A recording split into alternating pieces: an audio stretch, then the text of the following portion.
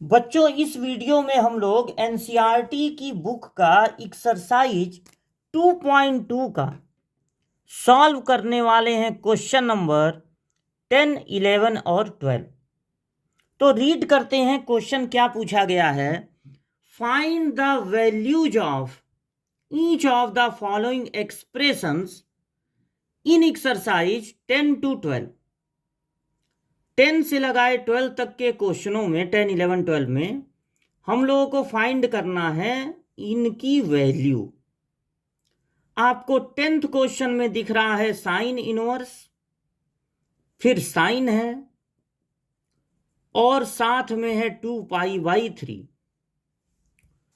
देखिए, sine inverse और sign अगर एक साथ हैं तो ये दोनों हट सकते हैं, लेकिन कंडीशन ये होनी चाहिए कि साथ में जो एंगल दिया हुआ है वो एंगल साइन इनवर्स के प्रिंसिपल ब्रांच वैल्यू का होना चाहिए। तो सबसे पहले आप ये ध्यान दीजिए कि साइन इनवर्स का प्रिंसिपल ब्रांच वैल्यू क्या होता है। साइन इनवर्स का प्रिंसिपल ब्रांच वैल्यू होता है स्क्वायर ब्रैकेट में -90 से +90।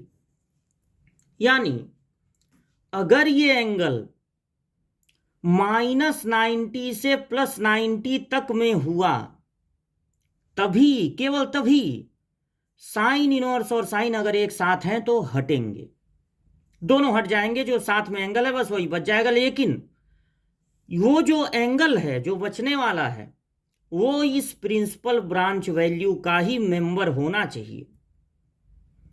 यहां पर जो एंगल है वो इसका मेंबर नहीं है। देखिए, π/3 का मतलब होता है 60। π/3 का मतलब हो जाएगा, डिग्री में चेंज करेंगे 60, 62 जा 120। यानी साइन इनवर्स, साइन अगर आप इसको डिग्री में लिखते हैं तो ये है 120 और 120 होता है 90 से ग्रेटर। यानी अभी हम इन दोनों को नहीं हटा सकते हैं, इस एंगल को करना पड़ेगा छोटा।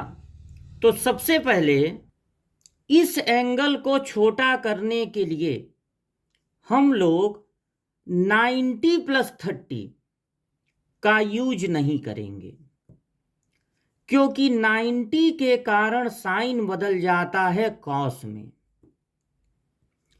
इसे चेंज करने के लिए आपको 180 का सहारा लेना पड़ेगा। 120 की जगह हम क्या लिख सकते हैं? 180 - 60। 180 - 60 120 होता है। और अब हमें एक फार्मूले की जरूरत पड़ेगी कि साइन 180 - थीटा क्या होता है। एक फार्मूले की जरूरत पड़ेगी कि साइन 180 - थीटा कितना होता है।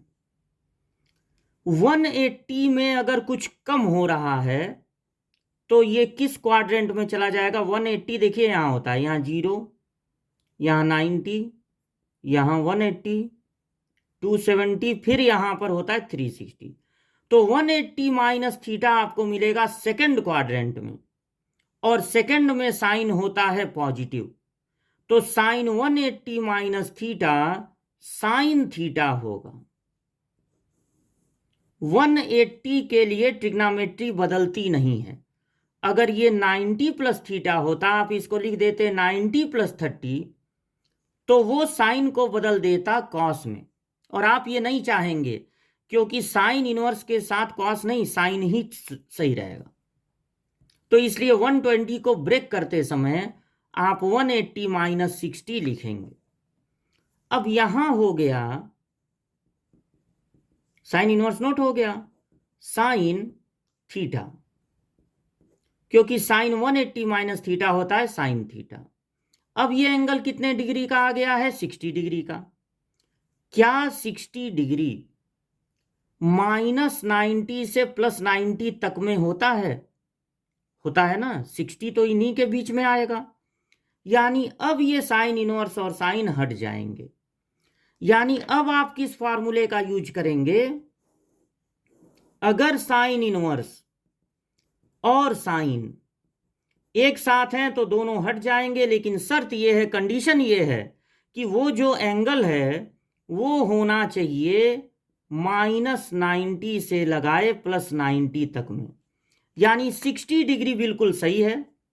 तो ये दोनों हट जाएंगे, बचेगा 60 डिग्री।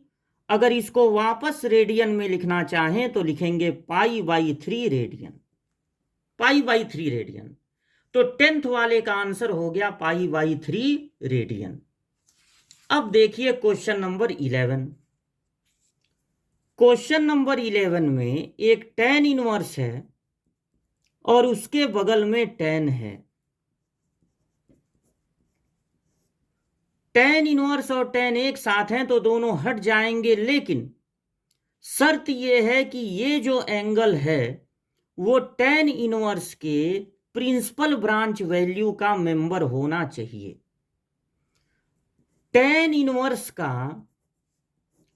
प्रिंसिपल ब्रांच वैल्यू होता है स्मॉल ब्रैकेट में -90 +90, यानी ये जो एंगल है वो -90 से +90 के बीच का होना चाहिए, जो कि नहीं है। π/4 का मतलब होता है 45 डिग्री, π/4 मतलब होता है 45 डिग्री, और अगर उसमें 3 का मल्टीप्लाई हो गया तो हो जाएगा 135 डिग्री, और 135 90 से ज्यादा हो जा रहा है, इसलिए अभी हम इन दोनों को नहीं हटा सकते। तो हम इस 135 को ब्रेक करेंगे, और ब्रेक करने के लिए हम लोग 90 का यूज नहीं करेंगे, बल्कि इसको लिखेंगे 180 - 45, क्योंकि 90 का यूज करने से tan बदल जाएगा cot में, और हम ये नहीं चाहते, क्योंकि tan इनवर्स के साथ cot नहीं tan ही होना चाहिए। अब हमें एक फार्मूले की जरूरत पड़ेगी कि tan 180 - थीटा क्या होता है। 180 - थीटा होता है सेकंड क्वाड्रेंट में, और सेकंड क्वाड्रेंट में tan होता है निगेटिव। तो tan 180 - थीटा होगा -tan थीटा। यही फार्मूला आप यहां पर लगा देंगे तो tan इनवर्स tan ये हो जाएगा tan 180 - theta minus tan theta. अब देखिए tan इनवर्स और tan के बीच में माइनस आ गया, तो आपको बताया गया होगा कि tan इनवर्स के साथ वाला जो माइनस होता है वो बाहर आ जाता है, ये हो जाएगा -tan इनवर्स x। तो अब ये फार्मूला यहां लगा देंगे कि tan इनवर्स के साथ जो माइनस है वो माइनस आ जाएगा बाहर, तो -tan इनवर्स tan 45 डिग्री हो जाएगा। अब tan इनवर्स और tan एक साथ हैं, और देखिए यहां पर जो एंगल है 45 वो इसके प्रिंसिपल ब्रांच वैल्यू में मिलेगा, तो माइनस तो रहेगा ही, और tan इनवर्स और tan एक साथ हैं तो दोनों हट जाएंगे, सिर्फ बचेगा 45 डिग्री। और अगर आप इसे रेडियन में लिखना चाहें तो लिखेंगे π/4, π/4 रेडियन। तो -π/4 रेडियन हो जाएगा इस क्वेश्चन नंबर 11 का आंसर। अब क्वेश्चन नंबर 12। क्वेश्चन नंबर 12 में एक तो सबसे पहले tan है, और फिर एक साइन इनवर्स में ऐड हो रहा है cot इनवर्स।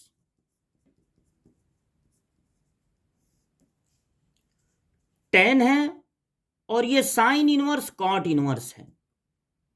सबसे पहले इन दोनों को भी tan के रूप में बदलना होगा, यानी साइन इनवर्स की जगह लिखना होगा tan इनवर्स, और कॉट इनवर्स की जगह भी लिखना पड़ेगा tan इनवर्स।